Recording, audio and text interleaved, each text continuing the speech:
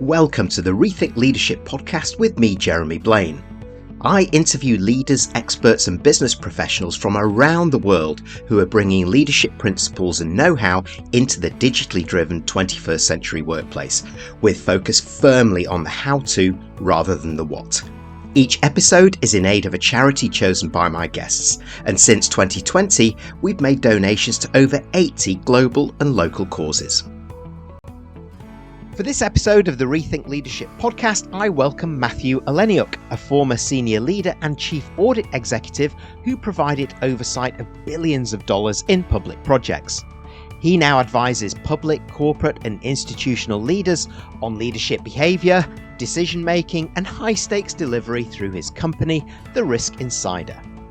What Matthew saw again and again is that the tools and plans are rarely what fail leaders. It's the human, institutional and adaptive gaps. Things like misalignment, drift, stakeholder fatigue.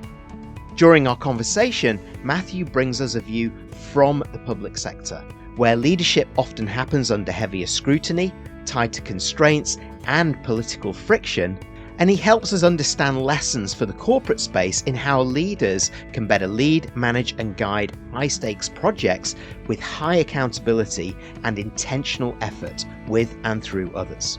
As a thank you for Matthew for joining us, we've made a donation to Save the Children International in support of children and families everywhere who are caught up in war zones and plight around the world. Matthew, thank you very much for joining me. Please introduce yourself, your wide-ranging career, and what you've learned about being a strategic leader in high-stakes environments. Well, first of all, thanks very much. It's fantastic to be here. So my name is Matthew Oleniuk, a founder of The Risk Insider. Yes, I have had a pretty winding career, I guess you could say. I spent the first half internationally in a lot of project delivery and client services. So that's in the UK, in New Zealand, Australia, as well as in my native Canada, of course. And about midway through, I found myself in Canada's capital. So I dove into the public sector because that is, of course, the biggest game in town when you're in Ottawa. And before I knew it, I was developing learning products and developing learning events for the Audit and Oversight Committee, Risk Management Committee, or community, sorry. After a little while, I poked around the other side of the fence and started getting into that and made a good run of it. Spent the next 15 years or so providing oversight over major government federal projects. And that taught me a heck of a lot. So if we're going to just high level, I'd say that it becomes the biggest challenge to any leader who wants to deliver big things is to have the conviction behind it, even when both the culture and the infrastructure of the organization kind of resist that and provide a blockage. And that becomes, I'd say, every public sector leader's biggest challenge. I'd say is driving big results in an environment that doesn't really invite them. And I'm familiar with that with public sector, actually, wherever I've lived and worked. It is pretty similar. And that point about conviction in the face of resistance is just as relevant internally as it is with externally of those people coming into that environment as well. But Absolutely. when you're in the middle of it, which I have never been, I can only imagine that can be very challenging at times. But we're going to get into that because the oversight point that you talked about is something that I want to come back to. And those resistance obviously point to failures in the area or lead to failures when things can't come together and so on. And you often point to the failure rate of many projects due to three key things: the human, institutional and adaptive gaps as you see them. So I'd love you to explain that a little bit more in terms of what that means and what are actually, for leaders in this situation, what are the one or two most critical early warning signs, if you like, of these failures that leaders in high stakes environments, not just in the public sector, of course, consistently miss, and particularly the steps they can take? Yeah, and I mean, just to your very last comment there, it's not necessarily within the public sector. I mean, I spent about half of my career in the private sector as well. Once an organization becomes big enough and heavy enough, we see the same trends. We see the same behaviors. We see the same tendencies. So it's definitely not unique to public sector. I'd say it's more prevalent in the public sector just because that culture is fairly homogenous in that way. Um, so we run into a lot of institutional risk aversion. Now, it makes sense from a certain point. Some services that the civil sector, the public sector provides, can mean life or death, right? So we are regulating for a purpose. We're ensuring something is done for a purpose, and it is public safety in mind. So it that tendency is perfectly understandable. However, we also start to lock in when we just talk about taxpayers' funds, other people's money. Again, a great motivation, but it tends to drive an overly conservative approach, which in the long run ends up hindering ambition, um, but also becoming higher risk, ironically, in the process. We build so much infrastructure, so much oversight, that it becomes very difficult, A, for leaders to manage with any sort of agility. But B, we kind of force feed a lot of methodologies on the leaders as well. And we don't want to improvise and say that you have to, just roll with it. You're going to do it however you're going to do it. We want to impose that, have a certain methodology so that we can assign, a sort of responsibility to it. Um, but of course, no single project is going to be truly repeatable. Otherwise, it's by definition not a project. And so when we're force feeding these regimented approaches, um, they're very rarely, if ever, actually suitable for the project. And that's where it becomes almost like a straitjacket to the project leader. Meanwhile, I mean, going back to what I opened with, meanwhile, everyone's saying it's great, you're doing the right thing. That's the irony. That's the cultural pressure there that we have to follow the enterprise approach while it doesn't really suit the project, and it creates a big conflict that ends up never really resolving itself. So that's interesting to me. So you've got institutional barriers such as infrastructure, process, Hmm. oversight, Hmm. with all good intentions because you're looking after Hmm. the security and safety of people's money, the public funds, whatever that is. Just going off on that, how does that impact the people that are executing behind this and that want a sense of empowerment or to be involved and to actually move forward with this to make it happen without becoming frustrating at the slow pace? Well, what it does is it does create a lot of administrative burden, and so that can be frustrating. And so what happens, I think, especially for those more ambitious drivers, those who want to really deliver something big, is they tend to group the all of the administrative activities together and say, we got to do it, get it done, let's move on with the real work. And failing to really acknowledge that some of it actually does serve. So, one of my biggest areas of focus, well, it's the focus of my business, of course, is project risk management. Now, risk management is always grouped in with those administrative burdens and seen as a compliance activity that just needs to be done so then we can do the real work. And this is where I always found the understanding gap to be greatest. And this is why I opened my business in this area, is because the project leaders want to drive action. And of course, the risk folks want to lock everything down.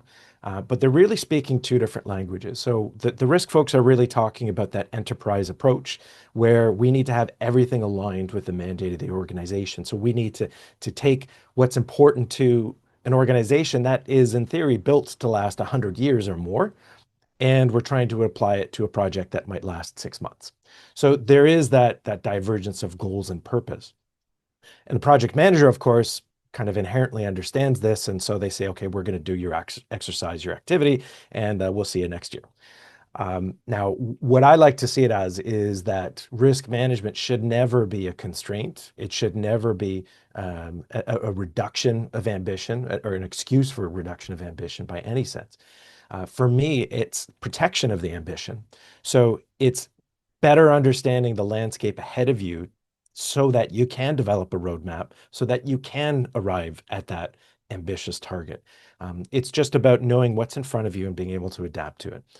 And so that's where, to me, a lot of the energy gets diverted away from what's important and just devoted to compliance rather than delivery.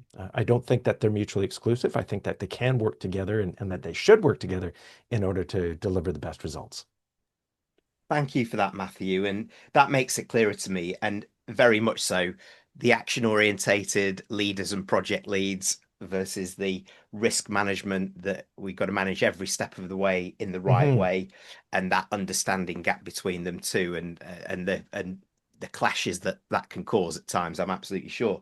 So the importance of that project leader or the oversight lead to smooth that out, use the risk side as almost like a protective shield as you're going forward, so Hmm. that you're allowing people to go forward in the right way is such an important role, right?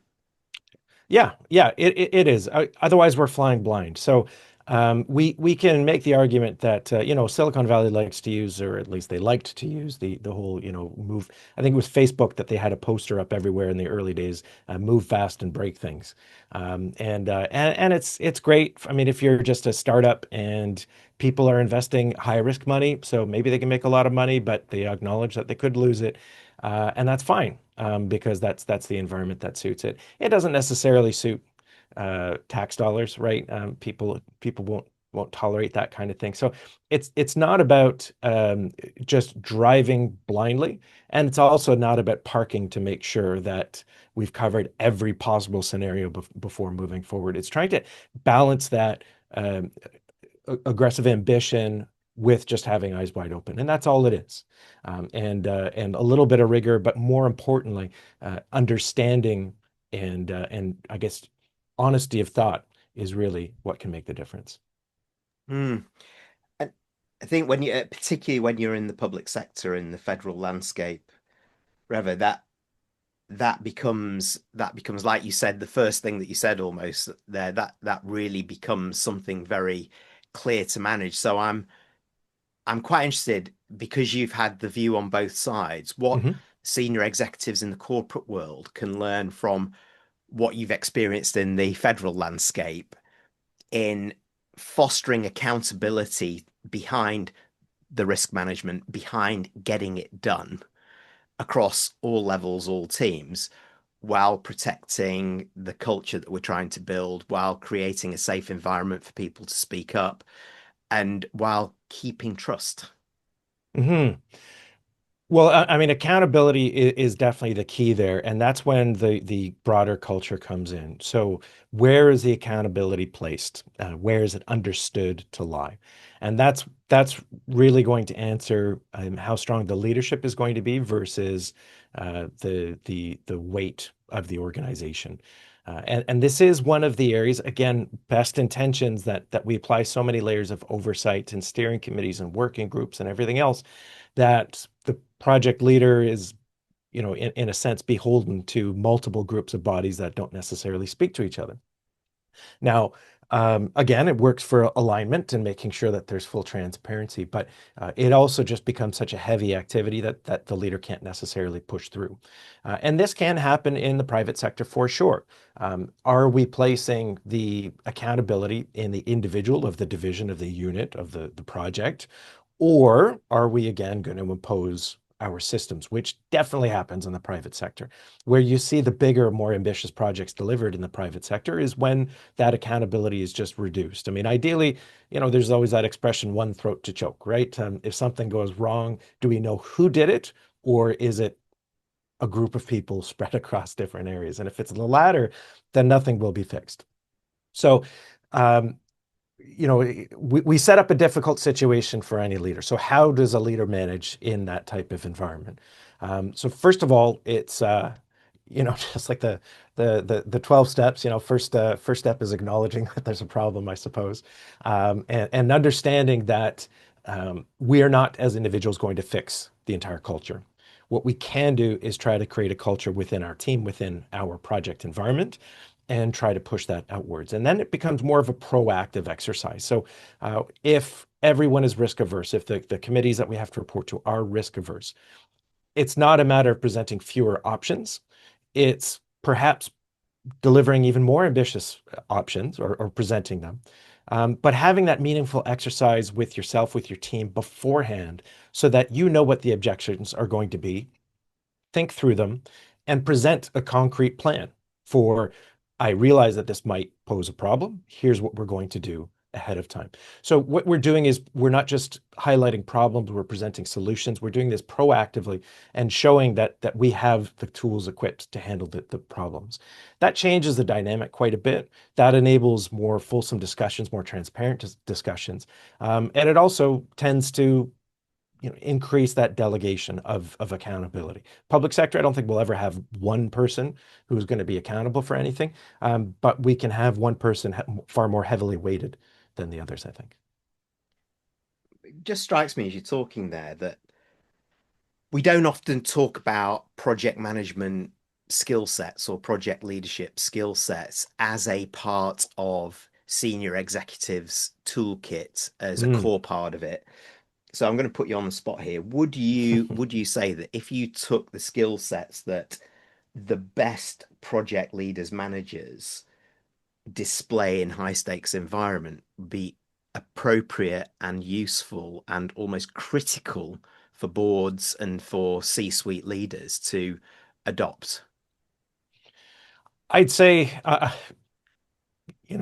not necessarily a fan of the "it depends" question or answer type of answer, but I'm gonna use one here. So I'd say with any leader, I'd say the biggest trait or streak in any successful leader is being honest with oneself and knowing one's strengths and knowing one's weaknesses. So I've always liked to hire talent that I don't have, to hire skills I don't have, hire personalities I don't have, and try to have a complete skill set within the team or the senior leadership team. So if a project leader brings that to the C-suite, then that's automatically a huge a huge boost. I think I do think that those tools are extremely important. I think if any team wants to deliver anything meaningful, I think that they have to have that capacity on the team.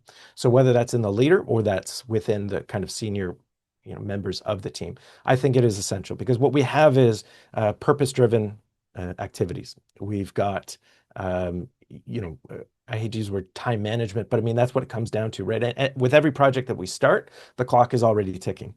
Every day that we spend is a day that we don't have towards the project. So I like that sense of urgency that projects bring. And if we can bring that type of approach as well. And again, that we're pointing towards something specific and an achievable outcome here. We're not just kind of trying to spin our wheels for a little while. So I think those are important traits for sure. And whether they lie in a specific person or within the team, I would say that they're essential. It may not surprise you to hear that there are a few guests now that have proposed this as we need our leaders to get into this mentality a little bit and to Mm. understand how strategic projects are run and the kind of skill sets for a digital world also that Yep. are being integrated in there and why they're so good for leaders. So, and I'm Yeah. gone, gone. Sorry. I mean, there is that danger as well. I mean, this is always the flip side of every coin, right? So let's say I learn all the tools. Let's say I know exactly what to do. It doesn't necessarily mean that I'm going to do them well, right? So there is always that performance aspect. I've worked in some highly regimented project environments where every single person is a PMP, where they've got all the best practices that one could imagine, and the project still stalls because the behaviors aren't there. So we can also kind of trick or delude ourselves into thinking that I'm fully equipped now, so I'm gonna follow the path and just ride her out, right? And that's really where that institutional culture can start to seep in as well. I would agree. I think it's part of the toolkit. It's not the be all and end all. But it's a beautiful segue actually into the next question that I have for you, which is these skill sets. When you say that we don't necessarily do them well, I'm talking to a leader in you, Matthew, who's Mm. been a senior executive on both sides of the table. You've provided oversight. Your role has been inherently focused on accountability and you do it well and you help others in doing it well.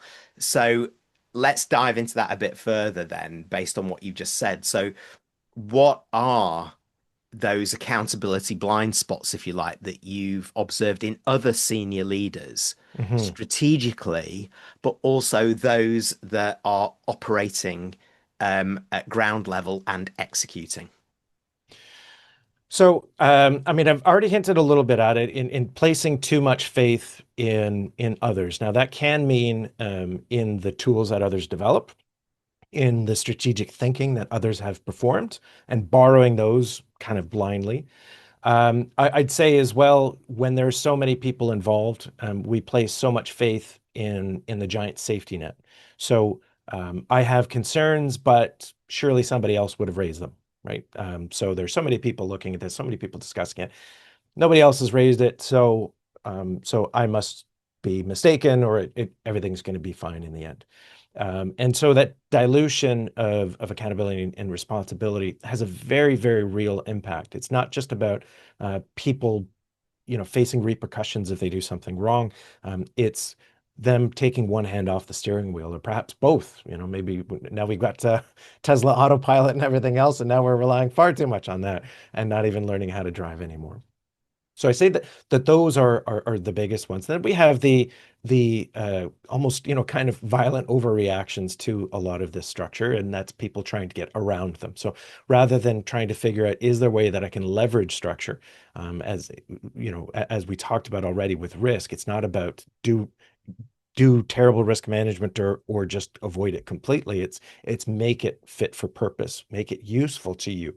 And then we have some people who just try to drive through it, rather than try to work with it. So those are some tendencies that I see. And I'd say that the faith in other people's work, effort, and thought, strategic thinking, I think that's the biggest, most predominant project killer across a lot of the public sector. Yeah, it makes a lot of sense to me, and I like the way that you term it, actually, the dilution rate of accountability and Hmm. responsibility. That I get in the corporate world as well. Hmm. And often it's not just in the tough times, it's often when people are feeling a little bit overconfident about progress as well, is that's the time to double down and really get behind the structure too, rather than having the desire to bypass or think we have bypassed it and we've made some small gains, so we'll continue that way. Yeah, So yeah. so with those on our list here and what you've talked about there, Matthew, how would you, or not fix it, how would you advise then leaders in that situation become more aware of it, and what should they do about it, and what are the benefits of them getting that right? Yeah, I mean that's the million-dollar question, right? How do they get it right in the end, especially with so many public sector project failures? So the biggest thing is, first of all, just um, doing a hard evaluation. This is not a rigorous process, and this is not a working group or hiring consultants. It's just really looking and asking yourself, as a leader, am I currently driving towards the results that I want to see? Not some results, because that's very often how we do it, right? We think about, we need to build a client portal, but we don't think about, is the client going to like it? Is it going to be easier for them? Is it going to be a hassle-free experience for them? The that headline of we're building a new portal becomes the outcome. And then whatever compromises become, are attached to that, are just part of the results. And we shrug and move on, and we say we still accomplished our goals.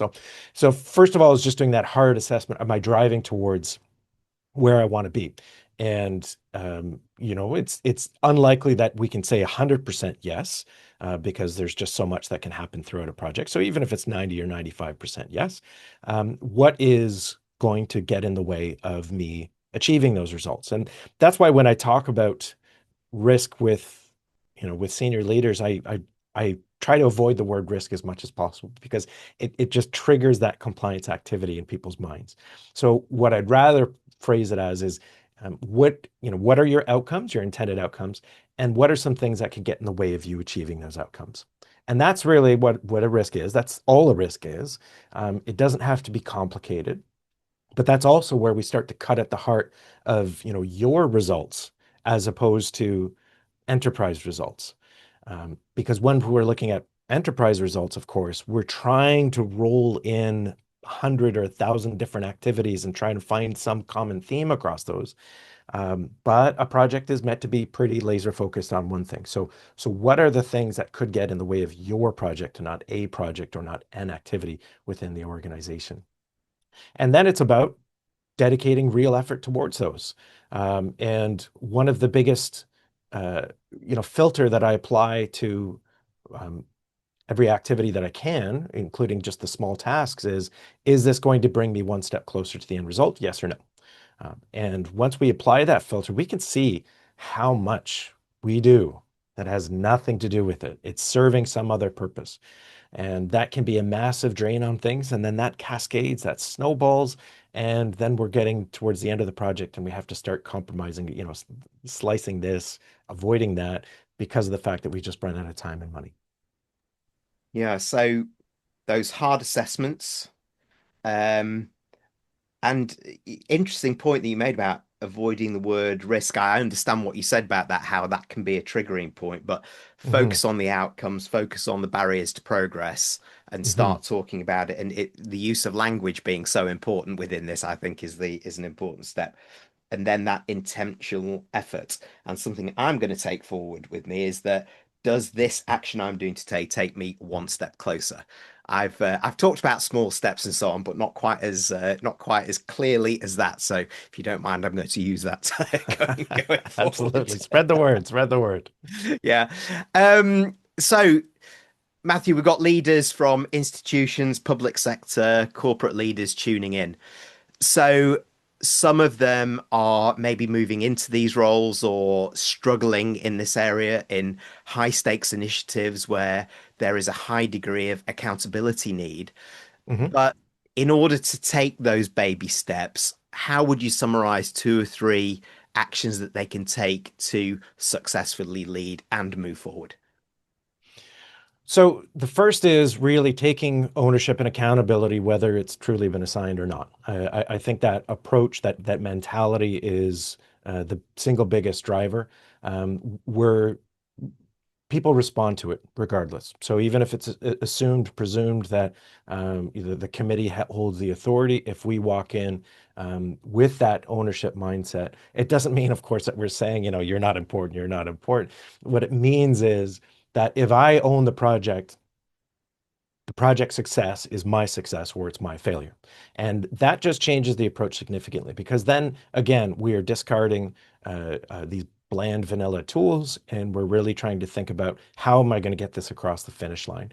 And that means uh, opening yourself up to challenge. That means exploring the possibility that you're wrong about something, but exploring it productively. So exploring it with a kind of counterpoint, somebody that can challenge you, that you trust their opinion, and then coming up with possible solutions to those.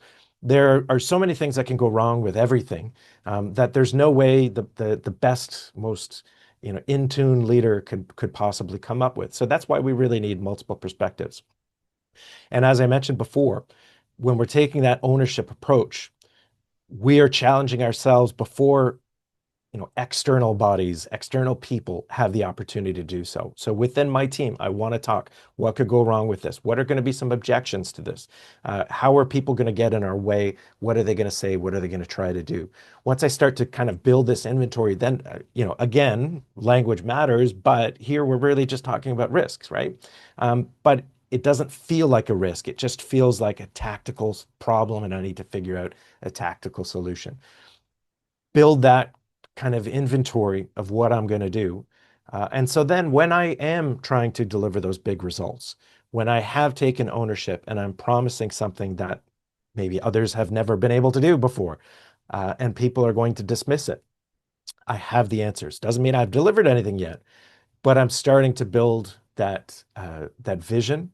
I'm starting to build that culture within my organization. My team is going to hopefully start believing in building something big as opposed to following some processes. And that makes a big difference for productivity, for morale, and for achievability.